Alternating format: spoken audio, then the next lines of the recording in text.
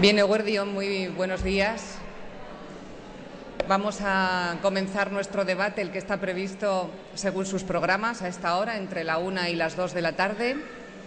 Es un debate a dos y agradezco profundamente a la organización del Congreso que haya pensado que puedo hacer un papel que les resulte interesante tanto a mis invitados aquí en el estrado como a ustedes ahí abajo.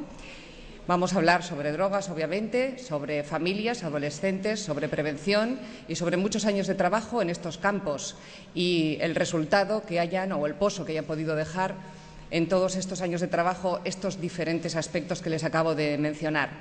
Y para ello contamos aquí esta tarde, o esta mañana, si lo prefieren, con Eusebio Mejías.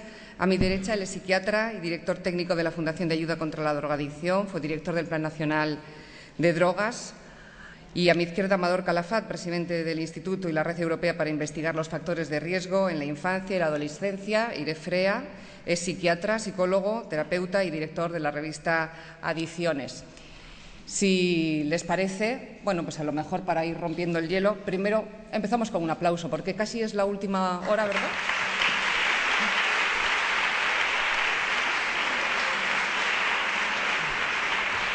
Bueno, pues vamos a empezar a hablar de drogas, si les parece. La primera de las preguntas del planteamiento que nos trae aquí es quizá, la primera son preguntas sencillas, una definición exactamente de lo que significa tener un problema de drogas. ¿Qué es un problema de drogas?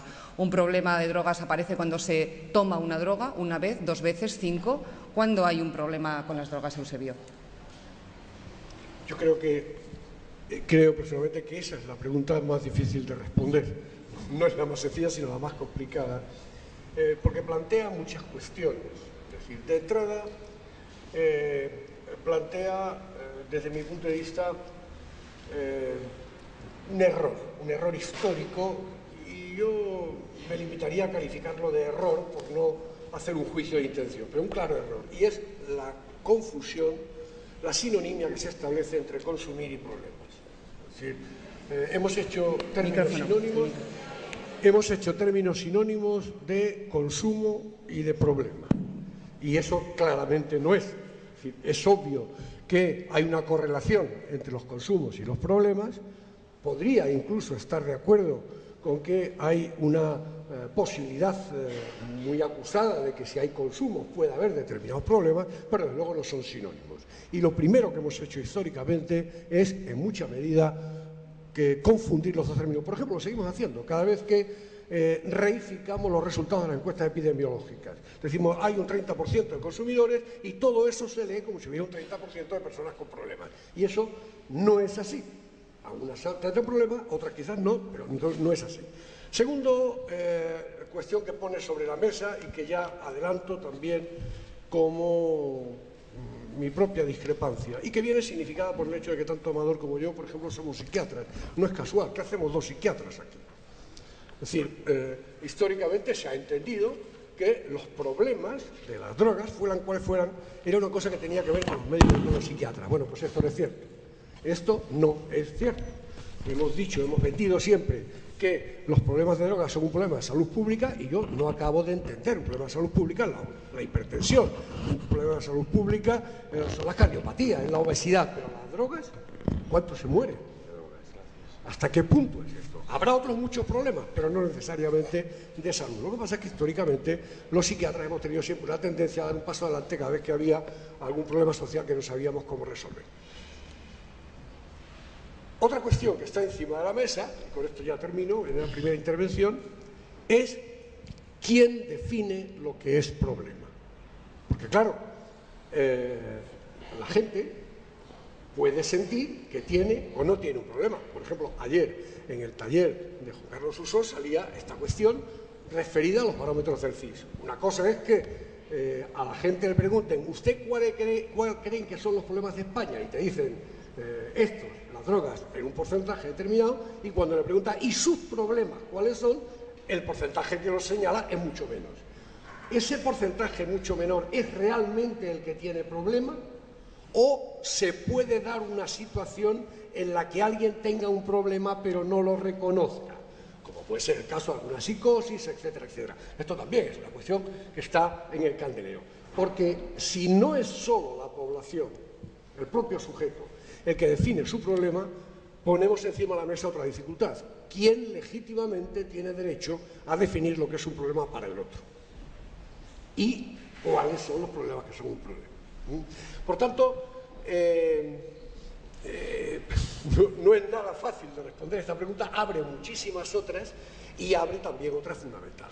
Las drogas, los consumos de drogas, ¿son un problema en sí mismo o son un fenómeno cultural, como cualquier otro, que eso sí puede dar lugar a múltiples problemas de múltiples naturalezas que habrá que entender, no de una forma específica, sino de una forma inespecífica general, como se atienden todos los problemas que pueda haber en cualquier otro, derivados de cualquier otro fenómeno cultural. Por lo tanto, yo no sabría definir claramente qué es un problema de droga, o por lo menos prefiero de entrada poner las dificultades, aunque obviamente sí después tengo mi propia lectura. Pues igual la pregunta, que es la misma, no sé si hay algo más que pueda aportar, pero sí me interesa, y quizá también al público, esa cuestión que ha señalado Isabel hace un momento sobre no es casualidad que seamos psiquiatras ambos, ¿no? Ha dicho, igual hay una definición, y psicólogo también, igual hay una definición de lo que significa tener un problema con las drogas desde ese punto de vista, desde el sanitario o el de la psiquiatría. Pero bueno, vamos por partes. Bueno, yo pienso que sí que es una casualidad que seamos psiquiatras. Es decir, que normalmente los psiquiatras, no sé si oye, los psiquiatras no les ha gustado nunca este campo. Últimamente les ha gustado un poco más porque ya han acotado otros y aparte pues tiene una cierta moda, pero siempre se han encontrado dificultades para encontrar psiquiatras, con lo cual sí que creo que tanto Eusebio como yo somos excepciones a la regla. Dicho esto, obviamente, claro, tampoco en aquellos tiempos en que empezó el problema de las drogas, los psicólogos posiblemente no ocupaban el espacio social y profesional que ocupan ahora, con lo cual, con más motivo, a lo mejor podría haber algo que los psiquiatras estuviesen ahí más atentos. Pero hablando de qué es el problema de drogas, y como sé que además en el caso del taller que tú asististe de Juan Carlos Uso, se habló del CSIC, no, del CSIC, es que me siempre del CIS. Bien, es decir, claro, resulta que España, en teoría me refiero en cuanto a las prevalencias, es el país de más consumo en Europa. Es decir, llevamos años en que ocupamos para la marihuana, para la cocaína y para el éxtasis entre el primero y el tercer lugar, y luego muy retrasados vendían los demás países. Es decir, que aparentemente, no sé si las personas tienen un problema, pero el país sí que parece que tiene un problema. Tiene muchos este país, pero vamos, uno de ellos sería el que somos el país más consumidor de Europa y en algún sentido ya hemos superado a Estados Unidos. Sin embargo, y paralelamente, la preocupación en la calle no va en paralelo. Es decir, hace unos 8 o 10 años entrábamos en que cuando se preguntaba a la gente de la calle cuál era el primer problema o de los primeros problemas, salía la droga, y ahora está en el lugar, no sé si es el número 15.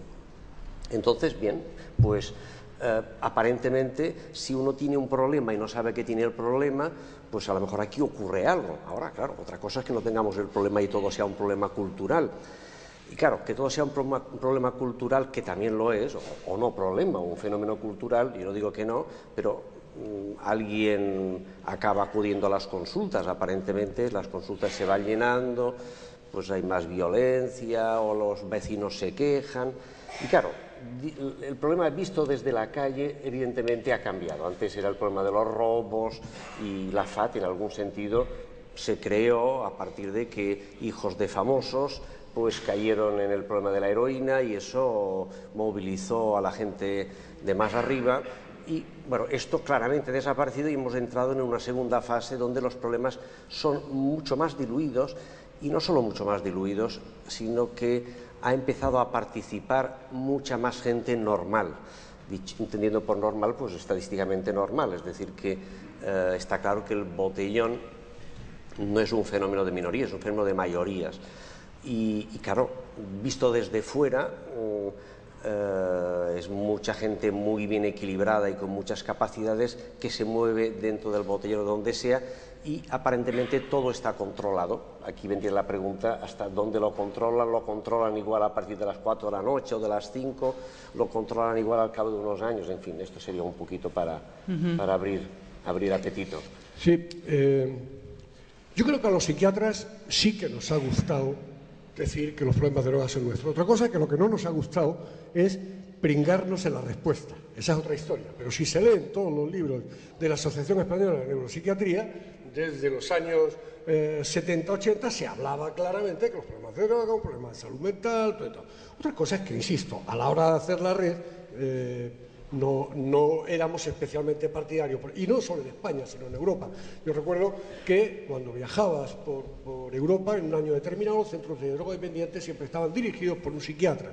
Al año siguiente había desaparecido el psiquiatra y quedaba un psicólogo. Al año siguiente había desaparecido el psicólogo, quedaba un médico de medicina general. Y al final quedaban los trabajadores sociales. Es decir, había una deserción que no tenía nada que ver con el afán de explicar del modelo conceptual, sino que tenía que ver con el compromiso y con la dureza de ese trabajo. Claro, cuando decimos que si somos uno de los países que tienen más tasa de consumo, quiere decir que somos un país que tiene un problema, yo creo que estamos cayendo en eso que yo decía antes, que era uno de nuestros inmensos errores, confundir consumos con problemas. Porque se podría, extremando la situación, se podría decir, vamos a ver, tenemos un 30% de tasas de consumidores en el último mes de lo que sea, de cocaína. Bueno, y yo no digo que sea bueno, yo no digo que no haya, que eso no sea un factor de riesgo. Lo que digo es que lo que no resulta legítimo es hacer la traducción directa y decir, eso sin duda es un problema mayor que el que tenga el país que tenga una tasa de consumo del 15%. Dice, no lo sé. Los problemas al final van a depender de muchísimas más cosas más allá del consumo. Es importante que se consuma o no se consuma, pero el paradigma lewiniano de que todo lo explicaba la sustancia está superado desde hace mucho tiempo. En este momento, igual de importante para tener un problema de que se consuma o no se consuma es cómo se consume, para qué se consume, cuáles son las intencionalidades, el contexto del consumo, etcétera, etcétera. Con lo cual podríamos encontrarnos con que tiene más problemas un país o una sociedad que consume una prevalencia mejor. Por ejemplo, el caso del alcohol. No hay ninguna duda de que las prevalencias de consumo de alcohol en España son enormes. Han sido, históricamente, muy altas. Y tampoco tengo yo ninguna duda de que eso nos ha causado muchos problemas. Pero sin duda, menos problemas que a los esquimales, que con menos tasas de prevalencia fueron desapareciendo.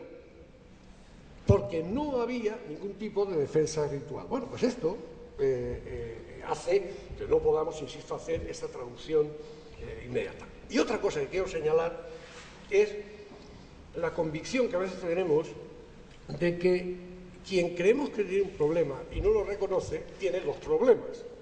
Uno por tenerlo y otro por no reconocerlo. Bueno, esto sin duda que puede ser así. Yo decía antes, todos los psiquiatras conocemos lo difícil que es convencer a un esquizofrénico, que obviamente tiene un problema, de que tiene un trastorno. Eso puede ser así. Pero también podemos caer en el vicio contrario. Y cuando decimos que, por ejemplo, hay jóvenes consumidores de cannabis en un porcentaje determinado, 15%, pongamos, que están solicitando atención en los centros de tratamiento, estamos diciendo que son un 15% que tienen problemas o un 15% de los cuales un buen porcentaje ha sido llevado por los padres porque los padres creen que tienen problemas. Porque no tiene nada que ver. Es decir, porque puede ser que los padres tengan razón o puede ser que haya una sobreactuación absolutamente rara de esos padres. Yo he visto a lo largo de mi carrera profesional trastornos internados con un diagnóstico de psicopatía en una chica porque sabía que era embarazada soltera o porque por la noche salía y no hacía caso a todo esto. Conozco un diagnóstico histórico de... Ya sé que pueden ser excepciones, pero en el día a día de la consulta no son tan excepcionales. Por ejemplo, cuando nosotros tuvimos que hacer un material audiovisual para capacitar a los médicos de atención primaria en el manejo de los problemas de drogas, una de las situaciones que hubo que trabajar más intensamente era el cómo manejar las demandas de los padres y las madres, que claramente eran demandas exageradas o extrañas. Tal. Por tanto, vuelvo a preguntar lo de antes, es decir, cómo se autentifica, cómo se objetiva la presencia de un problema y quién tiene la legitimidad de definir lo que es un problema. Y esto es tanto más pertinente cuanto más nos alejamos del núcleo de lo que históricamente hemos conocido por los problemas, que son los problemas sanitarios. Es decir, si alguien tiene una pierna rota, tiene una pierna rota. Si alguien tiene una demencia, tiene una demencia. No está tan claro. También en salud mental hacemos manipulaciones de los diagnósticos y a la historia me remito. Pero, desde luego, si de ahí pasamos al trastorno educativo, a los trastornos de socialización, a los trastornos de interacción personal, etcétera, etcétera,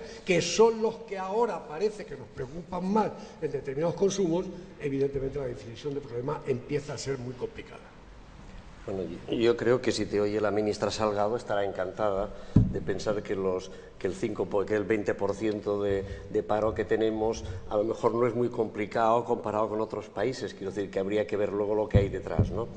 Lo digo un poco exagerando. Vamos a ver, yo veo que cada año el Plan Nacional de Drogas, en el cual tú también estabas en algún momento, si había subidas o bajadas, había una preocupación. Por tanto, la prevalencia siempre indica algo. Además, parecería que hay estudios que muestran que tenemos dos formas de entender los problemas, o bien que son una excepción de la regla, es decir, que la gente es normal hasta aquí y luego los anormales están en otro lado, o bien que es un continuum.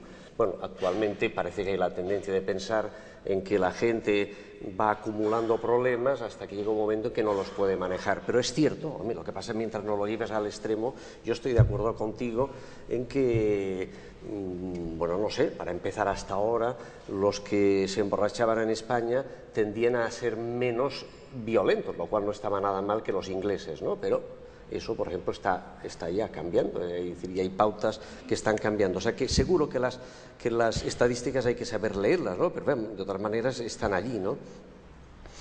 Y en cuanto, bueno, si un problema, yo creo que es mejor que un problema tanto a nivel individual como a nivel colectivo, yo creo que más vale tenerlo en cuenta. Si lo tienes, si no lo tienes, es verdad. En fin, yo creo que evidentemente en España sí que hay un problema de exceso de consumo, hay un problema de exceso de borracheras que no había antes. Es decir, España era un país en que los jóvenes, las borracheras eran poco frecuentes. Las últimas estadísticas están en que ya llegamos, es decir, en España la evolución sería que cada vez se bebe menos, incluidos los jóvenes, pero el beber problemático sí que ha ido subiendo. Y en estos momentos tenemos un beber problemático que se acerca a los países pues ya más problemáticos, es decir, que se emborrachan más.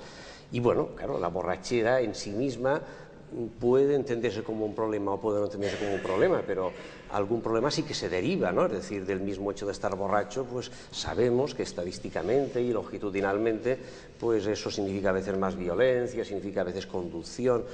O sea que bien, yo encantado de hacer una lectura cultural de las cosas, pero creo que también existe una lectura real.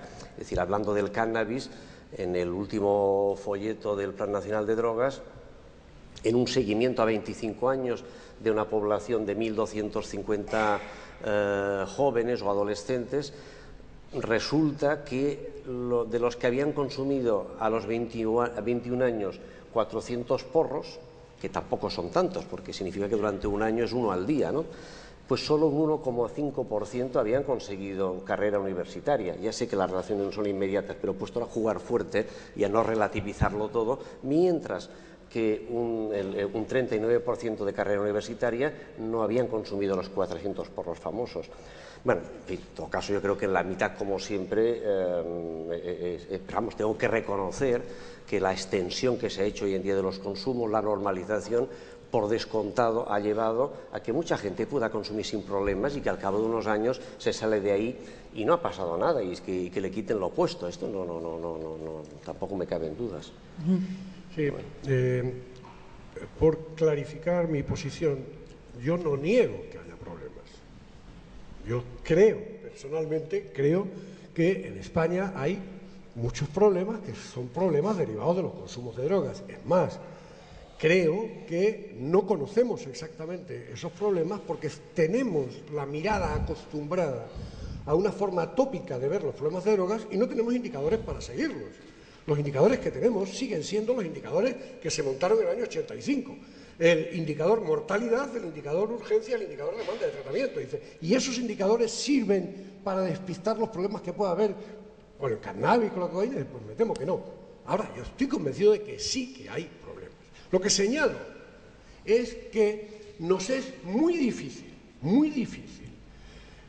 concretar el tipo de problemas, concretar la dimensión de los problemas y, sobre todo, obtener una legitimación de nuestra voz a la hora de señalar los problemas, porque ha habido, y yo creo que sigue habiendo, una malinterpretación o una manipulación, si se quiere, en sentido peyorativo, sistemática de los datos, que nos hacen a veces exagerar los problemas.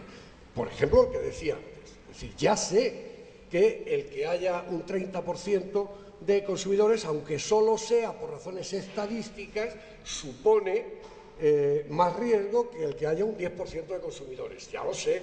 Lo que digo es que eso lo desautorizo cuando yo mismo doy a entender que el 30% de consumidores es el que determina la magnitud del problema. Claro que en España antes se bebía de otra forma y no había tantas borracheras, no estaba acumulado, pero la única ventaja que tiene el ser viejo es que recuerdan las situaciones anteriores. Es decir, los que entonces Rafael Llopis llamaba la farándula antialcohólica, que éramos 4 gatos, y además psiquiatras, lo que nos quejábamos en aquel momento era de que en España la forma de beber no permitía ventanas de desintoxicación.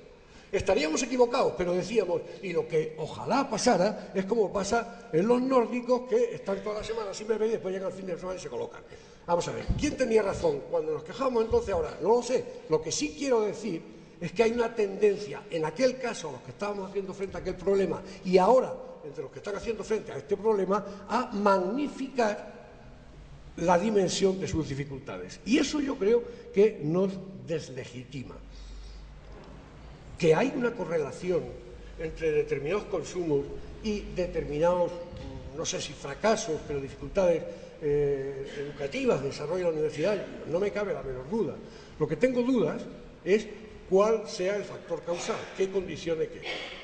No sé si el fumar porros hace que fracases en la universidad o que cuando fracasas en la universidad fumas más porros o que hay una tercera razón que hace que las dos...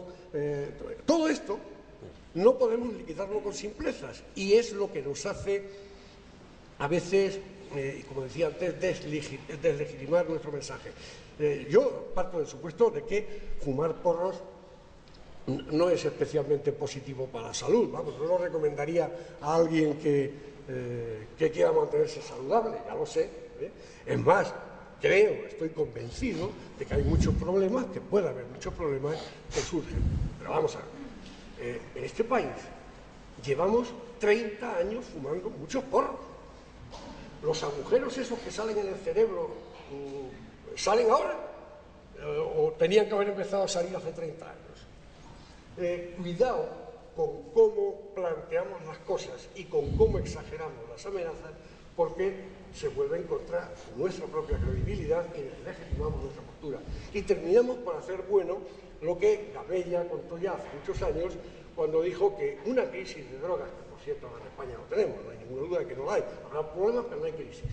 Cuando él dijo que una crisis de drogas, un elemento fundamental, tan fundamental como los otros, era el que hubiera una respuesta que terminaba por ser parte del propio problema. Bueno, pues no caigamos en eso. Sí, bueno, perdón. Sí, yo quería por avanzar un poco, pero podemos cerrarlo. Me gustaría cerrar. Es decir, claro, lo que pasa es que yo tengo la impresión de que, no sé si lo de las ruedas de molino, es decir, parecería que tú tuvieses una preocupación porque en España hay un exceso de preocupación, de magnificación del problema y de demonización, cuando aparentemente las encuestas dicen que está pasando todo lo contrario, con lo cual no entiendo muy bien el origen de tu temor. Es decir, yo diría que en España hay un problema aparentemente en los datos objetivos que tenemos, y si no, pues en fin, pues ahí están los investigadores para demostrar si es mejor o es peor, es más alto, es más bajo que en otros países, pero parece que tenemos un problema de prevalencia y de, en fin, y de los indicadores que existan que, bueno, pues que no va muy bien. Pero aunque fuese incluso menos, en lugar de ser los primeros fuésemos los terceros, este problema lo tenemos. Y tengo la impresión y de que el esfuerzo que se está haciendo en prevención y muchas otras cosas no es excesivo. Si contamos el dinero que se gasta en España en el tema de las drogas comparado con Holanda o con Suecia, pues a lo mejor estamos de 1 a 100. Las diferencias son brutales, por tanto no sé muy bien, Eusebio, cuál es la preocupación. Entonces, de que no hay que exagerar, pues de acuerdo, pero en fin, pues sí que habrá que concretar, y lo que hay que concretar es que en España tenemos un problema de drogas.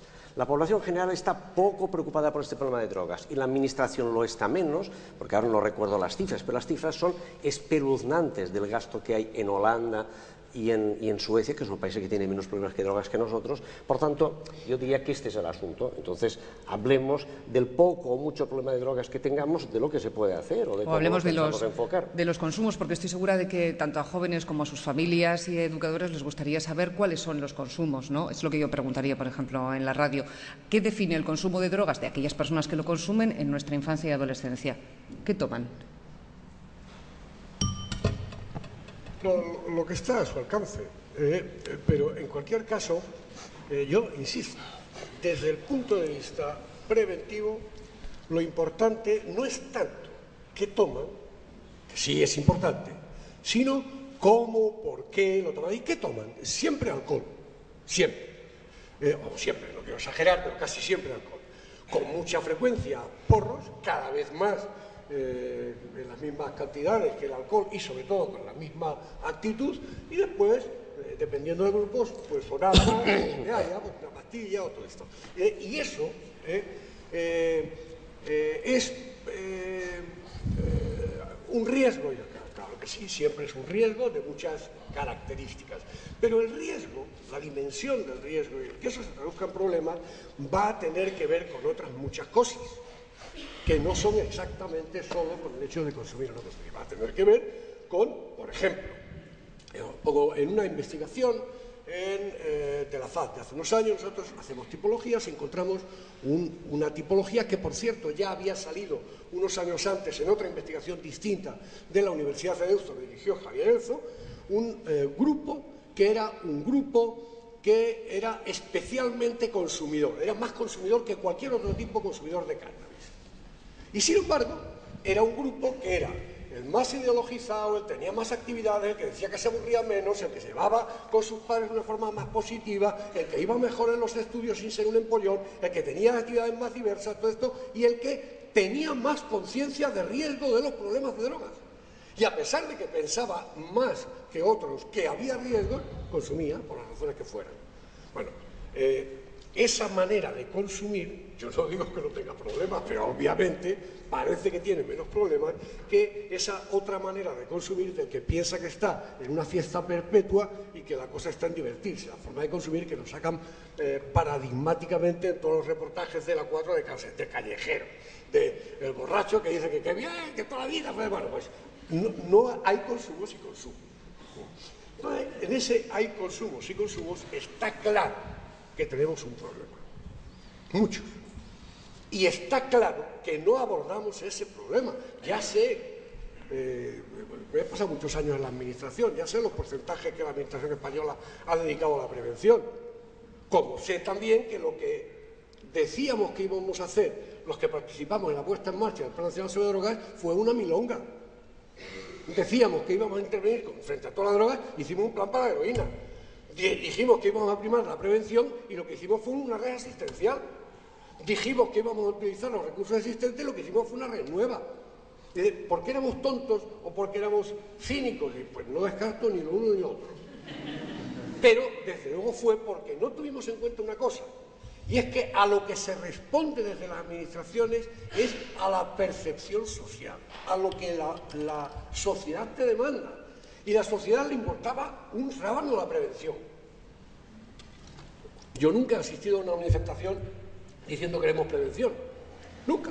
Y he asistido a decenas de manifestaciones, he sufrido decenas de manifestaciones diciendo las listas de espera, no sé qué, los centros asistenciales, etcétera, etcétera. A eso se respondió. Y a eso se respondió con mucha eficacia. Por tanto, ya sé que hay problemas y problemas sin atender. Lo que planteo es que para atender esos problemas, para poder atenderlos, hace falta dinero, sin duda, y sobre todo hace falta una percepción colectiva que sea más responsable, más dueña, más capaz de objetivar lo que está pasando. Si es que la gente en este momento, la percepción, se divide en dos, se une en dos percepciones. Una, esa percepción escandalizada, que cada 3 meses todo el mundo llena de alaracas cuando los periódicos salen las tasas de prevalencia, que por cierto, sacan las mismas que se olvidan que las han puesto y todas las vuelven a sacar, pero oiga, qué barbaridad, como andamos, eso, que es una especie de alarma escandalizada que se queda ahí. Y después la otra percepción profunda, que viene traducido por muchas otras razones, que dicen, no, pero esto no tiene nada que ver con las drogas, yo problemas ninguno. Claro que hay un problema, pero la gente no lo percibe. Entonces, somos nosotros los que tenemos que decir a la gente que os estáis perdiendo, que vais a ir al infierno, que lo hacéis muy mal. No, pero sí somos los que tenemos la responsabilidad de ayudar a una reflexión colectiva que objetive más los problemas. Y me temo que exagerando las situaciones, me temo que dando consumos por problemas, me temo que haciendo una lectura exclusivamente sanitarista no lo conseguimos. Entonces, mi interés es el mismo, es definir los problemas, mi interés es darle respuesta, pero creo que es que estamos por un camino equivocado. ¿Por qué en este momento se está produciendo prácticamente en toda España, en todo el Estado, un desarme de las estructuras sobre todo de prevención? Si ven las estructuras de coordinación, hace 20 años todas tenían a la cabeza una dirección general. En este momento creo recordar que quedan 2 direcciones generales. ¿Por qué se ha producido eso? ¿Por qué han desaparecido los problemas? Bueno, no lo sé, pero en cualquier caso lo que ha desaparecido es la conciencia de que había problemas y por tanto no hay una presión colectiva. Pero me gustaría un poco de coherencia, es decir, porque una de dos, o sea, estamos en un foro profesional y por tanto tranquilo y vamos a intentar ver si tenemos un problema o no lo tenemos. Si lo tenemos, pues hasta dónde y cómo lo vamos a tener que atajar. Otra cosa muy distinta sería la percepción que fuera de aquí se pueda tener de este fenómeno. En que tienes razón, de que a veces, pues si se dicen las cosas de una forma, pues se escandaliza a la gente o se deja de escandalizar. Pero si separamos los dos ámbitos, diríamos que sí tenemos un problema que, en fin, por mucho que se haga, no se hace suficientemente, por definición, seguramente, y que además no solo esto, sino que vamos a entrar en competición, obviamente, tú que has estado en la administración, con otros lobbies que sí hacen su lobby. Por ejemplo, el lobby feminista, teniendo un problema mayor o menor o lo que sea, venden muy bien su producto y se llevan una parte del pastel que no viene para nosotros. Justamente o no, este es otro asunto. Si nos vamos fuera, y tú mismo dices que para que nos llegue el dinero a nosotros tiene que haber conciencia del problema. Claro, pero si para empezar resulta que la población española no tiene conciencia del problema, si en encuestas vas viendo y les preguntan, una que acabamos de hacer nosotros, en muestras significativas en Mallorca, en la misma familia le preguntamos a los hijos y a los padres. Entonces, bueno, las distancias son enormes, es decir, que por ejemplo tenemos que si le preguntas al hijo, ¿con qué frecuencia crees que tu hijo bebe? Nunca. Los padres creen que es un 77% de gente escolarizada que no beben, las redes son 44%. Borracheras último mes, un 2% según los padres, según los hijos un 14%. Fumar, un 3% los padres, un 11% la realidad de que fuman diariamente. Cannabis último mes, un 0,3 contra un 10. Bien, entonces no parecería que hay una alarma social, parecería que la gente más bien no está concienciada en este problema. Otra cosa muy distinta es cómo lo vamos a hacer para que consigamos de forma continuada y no de forma espasmódica que la población general, las autoridades se tomen en serio esta serie de cosas, pero yo creo que sí, que hay que tomárselo en serio, independientemente de que tengamos incluso la mitad de los problemas que se supone que tenemos. Con lo cual, yo la discusión no veo muy bien por dónde la quieres llevar. ¿Tenemos un problema sí o no? Muy bien. Entonces, no diría yo que tenemos una población escandalizada, más bien parecería que tenemos una población que de vez en cuando dirá alguna cosilla extraña y algún exabrupto. No, es una población, sí, que sigue estando escandalizada por eso de la droga. Lo que pasa es que se escandaliza cuando se le pregunta por los problemas de drogas en general, porque los suyos no los reconoce como problemas de drogas. Pero seguimos teniendo unas tasas altísimas de población general y de jóvenes, por cierto, que cuando dice, bueno, vamos a ver, ¿qué problema hay? Pues muy alto. ¿Y cuál es el riesgo? Muchísimo. Es decir, que no está tan claro que exista esa...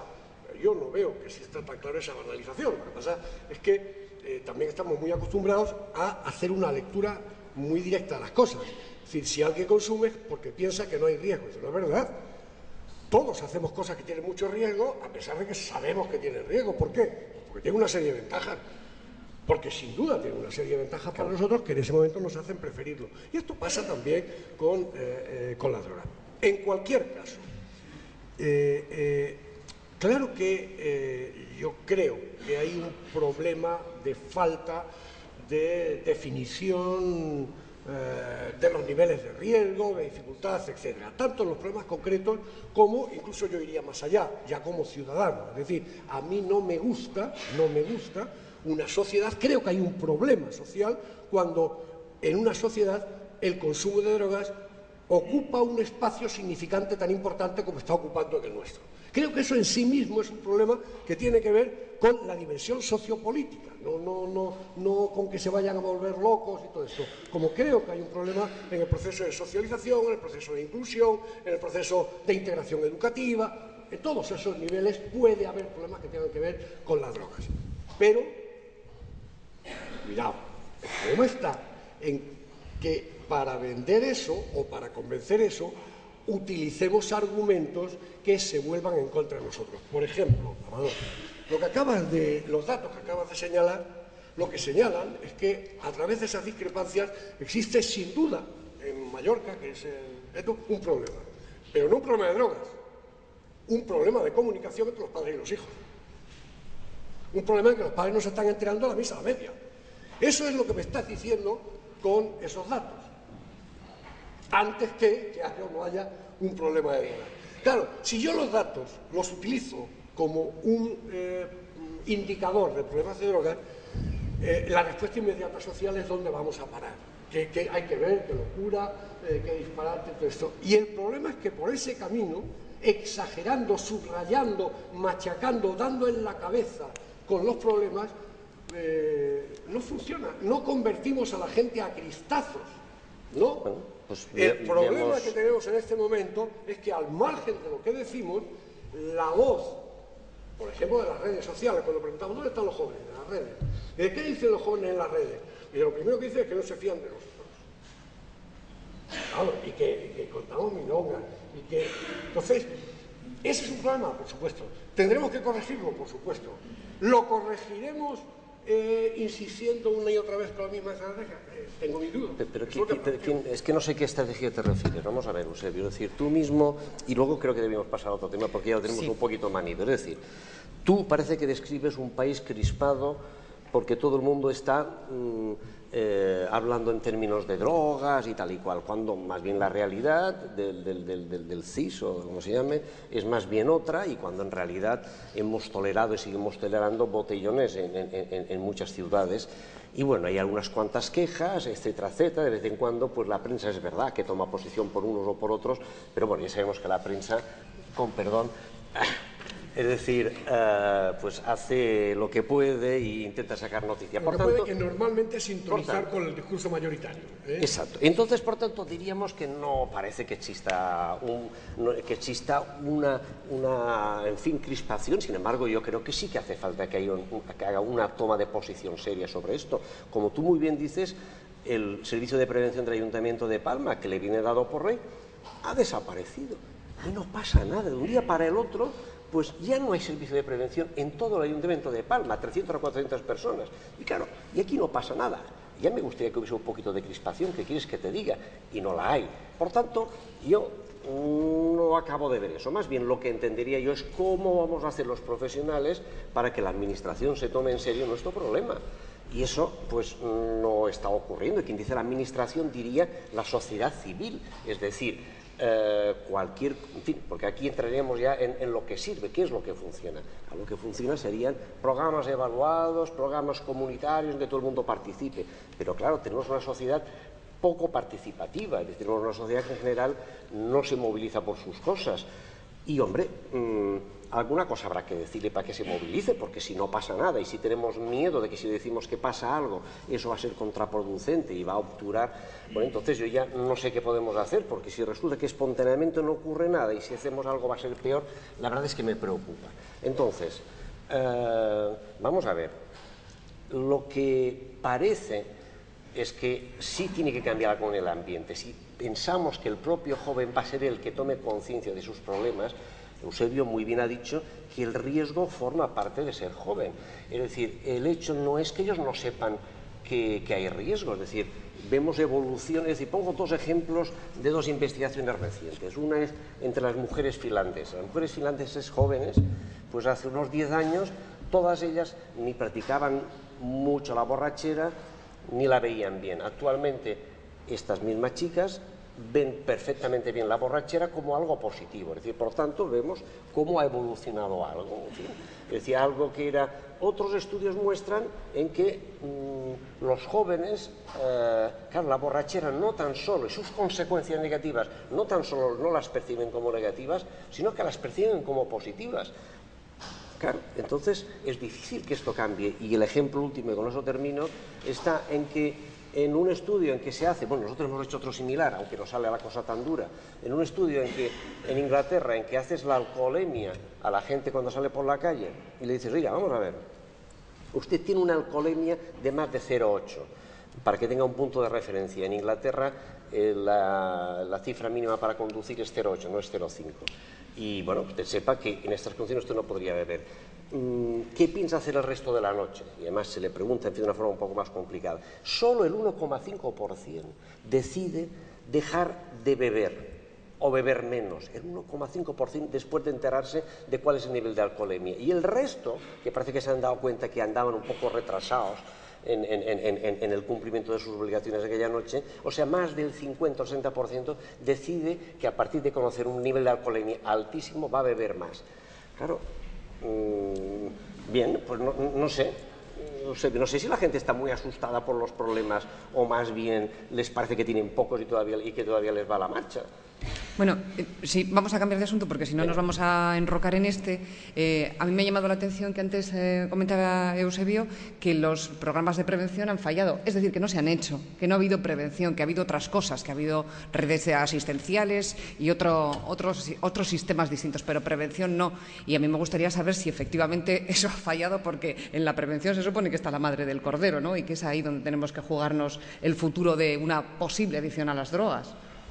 Bueno, yo no digo que hayan fallado, sin duda en los cambios que se han producido algo habrá tenido que ver la prevención que se ha hecho durante 30 años. Lo que digo es que la prevención nunca ha sido la prioridad desde el punto de vista presupuestario y que la prevención nunca ha sido la demanda fundamental de la sociedad y que la prevención nunca ha sido el objetivo fundamental de los desarrollos metodológicos. Bueno, y que a veces hemos funcionado muy a piñón fijo, muy a través de estereotipos y que, bueno, pues se ponen en cuestión a veces la eficacia de muchas cosas que hemos hecho. Independientemente de lo que hayamos hecho, es decir, yo creo que, y esto ya no tendría que ver con España, sino, si se quiere, en un plano geoestratégico global, lo que hemos creado es una situación prácticamente sin salida, una situación con muy difícil salida. Y es que, ante un fenómeno como es el de unos consumos de drogas que sin duda pueden llevar a unos problemas, a veces enormes y muy frecuentes, etc., que tiene en su construcción dos polos, un polo de la oferta y un polo de la demanda, lo que hemos venido haciendo durante todo este tiempo de forma mucho más mayoritaria es tratar de controlar la oferta desde el punto de vista geoestratégico internacional y abandonando el esfuerzo similar para reducir la demanda. Claro, ante una situación que es dialéctica, cuando sin reducir la demanda, sino institucionalizándola, porque claro, una cosa es que nosotros hayamos hecho o intentado hacer programas de prevención para reducir los factores de riesgo, y otra cosa es que haya habido una evolución social, una evolución en los estilos de vida, en los modelos de comportamiento, en los valores sociales, etcétera, etcétera, que han tenido mucho más peso que lo que nosotros hemos hecho y que han ido en sentido contrario. Es decir, en este momento, cuando a los adolescentes se les pregunta ¿y cuáles son los problemas de la droga? Te dicen muchos, pueden ser muchos, pero sobre todo uno, y es el quedar fuera del grupo, el quedar marginado del grupo. Y ese problema no se deriva de que yo consuma, se deriva de que no consuma. Y bueno, eso no se lo inventan ellos, eso tiene que ver con la deriva de los valores sociales. Claro, cuando creamos esa situación, al final no es extraño que esa presión de la demanda institucionalizada, que se frena desde la oferta, dé lugar a follones como lo que está dando en todo el mundo. En España, ¿qué ha pasado? Allá nunca hemos tenido esa situación, pero lo que ha habido es una, desde mi punto de vista, una insuficiente tarea preventiva. Y no tanto, o no solo, porque no se hayan hecho programas preventivos, sino porque los programas preventivos que se han hecho han sintonizado malamente con las creencias y con las demandas de la población y por tanto han tenido difíciles resultados. Yo no creo que sea buena la crispación, no lo creo. No creo, ya sé que si hubiera crispación tendríamos más presupuestos, eso sí lo sé. Pero eso no quiere decir que sea bueno para solventar los problemas. Sería bueno para solventar nuestros problemas. Tendríamos más presupuestos. Ahora, más crispación que había en el año 78, 79, 80, 81 es imposible no, pero había suficiente. Yo no recuerdo que en aquel momento pudiéramos trabajar con tranquilidad, con objetividad, con racionalidad. Trabajábamos a empujones y de forma absolutamente contraria a cualquier sentido común. Yo he recibido presiones de padres de familia, estando en instituciones penitenciarias, que me han pedido simultáneamente, y además con una exigencia absoluta, porque tenían derecho como ciudadanos, primero a que diera jeringuillas en las cárceles para que no se pincharan, no sé qué, porque se contagiaban. Y segundo, a que no diera metadona en las cárceles porque era un veneno. Que vamos a ver, o lo uno o lo otro. No tiene sentido. Dice, ¿cómo se explicaba eso? Se explicaba por la situación de crispación, por la situación de desorientación absoluta que había, etc. Yo no quiero volver a eso. Yo quiero que efectivamente haya más conciencia social del problema. A mí me gustaría una sociedad con muchos menos problemas de droga, donde el papel de los consumos fuera muchísimo menos importante. Pero creo, y es lo único que diferencio, que para hacer eso no me vale tanto la crispación cuanto poner encima de la mesa, a medida que vaya pidiendo, esta especie de reflexión colectiva que haga que la gente vaya teniendo algo más conciencia de la situación. Por ejemplo, rápidamente para muy rápidamente, la gente que se emborracha no es que perciba como positivas algunas consecuencias negativas, no, es que sienten y viven que tienen consecuencias positivas. Y eso no lo podemos negar, porque si lo negamos, nos desautorizamos ante ellos. No es que podemos pensar que se equivocan, pero ellos viven como positivas esas consecuencias. Por ejemplo, ante una situación como la del botellón,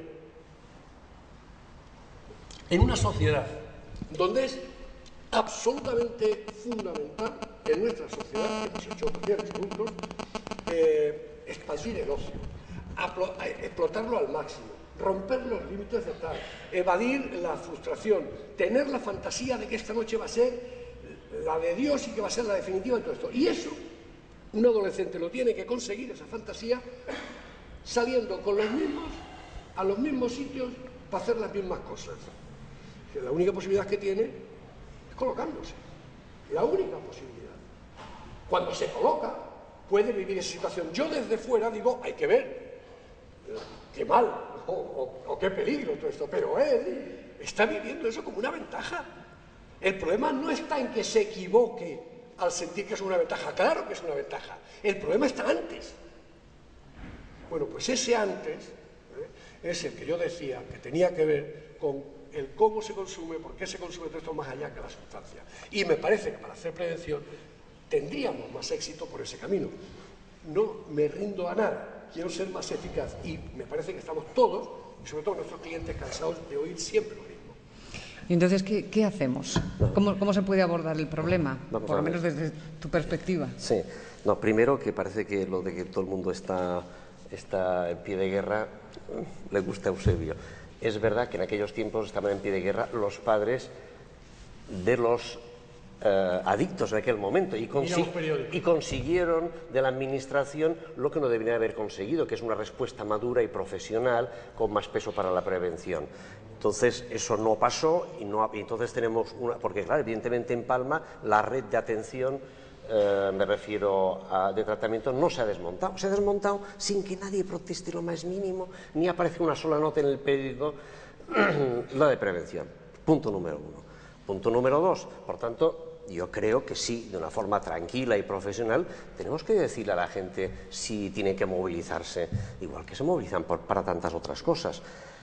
Lo que ocurre es que la prevención que se hace muchas veces no sirve para nada, y eso tampoco protestamos los profesionales. Los profesionales, bueno, no sé dónde estamos. ¿Qué es lo que no sirve para nada exactamente? La prevención que se hace. La que se hace. La que se está haciendo, muchas veces, o casi siempre, la prevención que se hace en Europa, muy pocas veces sirve para algo, y eso hay que decirlo en voz alta, y los profesionales tienen que empezar a movilizarse. Claro que sí, que tienen que empezar a movilizarse. Faltaría más que no haya que crear un poquito de clima de crispación entre los profesionales, porque estamos gastando el dinero público en programas que no funcionan o que no han demostrado su funcionalidad. Y ahora voy a ser un poquito más de debate. En el programa de familias patrocinado por el gobierno holandés y que lleva Trimbos, se basa, no está evaluado, pero sí que está evaluado el motivo por el cual se hace. Entonces hay una experiencia de Van Horst que dice que han demostrado que el hablar en casa sobre alcohol no tan solo nos sirve, sino que empeora la situación. ¡Ostras! Y resulta que lo único que sirve es que los padres pongan medidas más estrictas en el beber de los hijos, y lo que han demostrado además, en contra de lo que se pensaban los padres, es que esto funciona especialmente bien en los adolescentes mayores. Bueno, lo que pasa es que, yéndome al mismo artículo, cuando lo leo, resulta que cuestiones similares sobre la comunicación en casa ocurren en la otra, espero que no fuese sesgada, en la otra bibliografía consultada, mientras que cogemos los programas españoles, incluidos el que nos habéis puesto en la bolsa, y en el pone ¿qué hay que hacer? Diálogo, diálogo.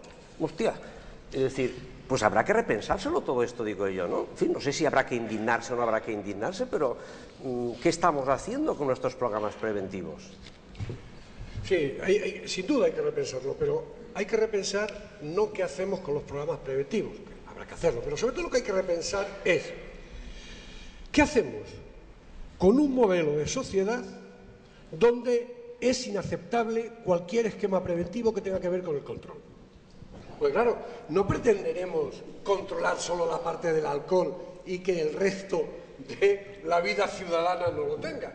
Es como decir, no, siempre contamos, no, es que el miedo no disuade. ¿Cómo que no disuade el miedo? Claro que disuade. ¿Cómo que no, la amenaza no previene? Claro que sí, que se lo pregunten a los chinos con el opio, o que se lo pregunten, claro que previene. El problema es si nuestra sociedad acepta ese tipo de estrategias para corregir un problema, aunque sea problema. Ese es el problema. Y entonces, como no parece que esté claro por la situación, porque la sociedad no quiere ese tipo de limitaciones, lo que hay que hacer, creo yo, es propiciar ese diálogo social, ese debate social, esa reflexión, que trate de ver hasta qué punto somos producto de nuestras propias inconsecuencias. Los que protestaban en el año 78 no eran los padres de los heroinomanos, eran también los que habían sido más o menos atracados por los heroinómanos en la calle, eran los que conocían a esos y eran los que se creían esa representación colectiva que salía en todos los periódicos de que a todo el mundo lo atracaban. Esos eran los que pedían, que eso era toda la población. Como una anécdota, es decir, yo recuerdo, supongo que contradicen todas las reglas periodísticas, pero yo recuerdo, en un caso de un atraco con secuestro en Madrid, que la cabecera de noticias del telediario de máxima audiencia empezó diciendo: parece confirmarse que los atracadores no son heroinómanos. Vamos, eso no tiene nada que ver con el miedo de los padres, eso tiene que ver con una sociedad absolutamente no crispada, sino loca. por esa situación. No me parece que nos conviniera más de lo mismo, ni intentar acercarnos a eso, aunque no tengo ninguna duda de que eso aumentaría nuestros presupuestos, ninguna duda. Bueno, y mientras sucede todo eso, mientras se produce un cambio social que haga que la gente interiorice este debate y esta percepción pues más racional y más crítica, ¿cómo abordamos el problema? ¿Qué hacemos mientras tanto? Si es que hay un problema, o cuando haya un problema. Hombre, Por aquí hay un problema, aquí es más difícil definirlo. Hay un problema, sin ninguna duda hay un problema. Es el turno de Amador. Si no se puede abordar globalmente. Vamos a ver. No hace falta. Yo creo que es el turno, no mío, sino el turno de las asociaciones profesionales y de la FAT, es decir, de cosas muy importantes, es decir, que tenemos que ser capaces de introducir un discurso tranquilo, exacto, correcto, con una buena utilización de las cifras, y cuando no estemos de acuerdo con las cifras, pues tenemos que decir dónde están las pegas, y desde luego negarnos a la farsa en que entre unos y otros nos están metiendo. Es decir, entonces los profesionales tenemos una gran responsabilidad. No podemos seguir creyendo que los programas de ocio alternativo en los cuales se han apuntado los profesionales por comodidad y desde luego los ayuntamientos sirvan para algo. Aquí se ha ido el dinero de la prevención, es decir, el poco que había, y esto es nuestro mundo diario. Y no se puede decir más claro, pero en fin, o más fuerte, pero no más claro. Y esto es lo que hay, y esto es donde hemos ido llegando todos poquito a poco. Claro, yo antes decía, hombre, hay que hablar un poquito bien de la prevención, porque vendes mal el producto si hablas mal de la prevención. Pero ya llega un momento en que ya no se puede hablar bien ni de la prevención. Con lo cual, cuando oigo lo de la gente crispada, pues oye, que se crispen, porque ya les vale que se indignen un poquillo, porque esto lo estamos haciendo mal, Eusebio. Sí, pero no me mires a mí, lo estamos haciendo mal, sin duda. Lo único que yo señalo es que no hay ningún problema en encontrar a mucha gente que señala que lo estamos haciendo mal por toda una serie de razones que tienen que ver con no hemos conseguido aumentar la percepción del riesgo, no hemos evaluado tal, eso es muy fácil encontrarlo. Yo creo que hay otra dimensión que también tiene que ver con que lo estemos haciendo mal y que no sale tan habitualmente, es la que yo señalo. Entonces, yo creo que las cosas hay que insistir en la prevención, pero probablemente cambiando toda una serie de cosas que tienen que ver con la metodología de prevención. Que yo creo que se puede hacer, es decir, hay muchas cosas que hacer, pero cambiando la metodología. Por ejemplo, quizás tenemos que quitar de la diana de los objetivos de prevención, quitar un poco las drogas y empezar a preocuparnos de otras cosas.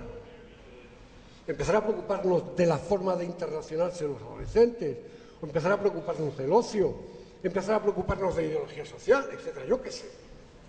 A lo mejor tendremos que abandonar el paradigma de la abstinencia como única solución para que no haya problemas, o incluso el paradigma de la reducción de daños, que a veces parece que acaricia la fantasía de que no pasa nada, porque yo me drogue indefinidamente con tal de que no me muera en cada ocasión. Digo, ¿cómo que no pasa nada? A lo mejor tenemos que trabajar mucho más con otra estrategia, que es conseguir que en la vida del adolescente, aunque consuma drogas, las drogas sean mucho menos significantes, tengan mucho menos espacio, para que interfieran menos en su vida y para que tenga más posibilidades de manejar y más posibilidades de dejar la salud. A lo mejor tenemos que cambiar los mediadores, porque nosotros no estamos legitimados, tenemos que buscar mediadores distintos. Tenemos que cambiar muchas cosas para grupos concretos, para objetivos concretos en momentos concretos.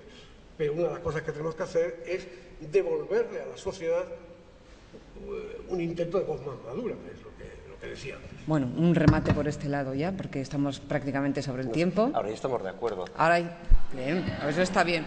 Bueno, pues creo que finalmente creo que sí, que hay que introducir, o sea, ¿cuál es el papel del profesional? Es introducir cordura, pero al mismo tiempo mantener esta pequeña capacidad de indignarse ante las cosas cuando por un lado o por el otro no se hacen bien. Es decir, que las familias están muy comodonas en su sitio, la administración está muy comodona, y yo creo que nosotros no estamos muy unidos en perseguir lo que hay que perseguir, y por tanto yo, más que perseguir fantasmas externos, entendería que tenemos que profesionalizarnos más y ver qué es lo que funciona y avanzar con ello. Y desde luego quizás también tener nuestro networking para que tampoco nos tomen el pelo a nosotros. Bueno, pues hasta aquí llegamos, la 1 en punto, hemos cumplido con el tiempo y hemos fallado en el paradigma del periodista que empieza diciendo una noticia parece. Si empieza una noticia diciendo parece, no es noticia. Sin más, muchísimas gracias a todos.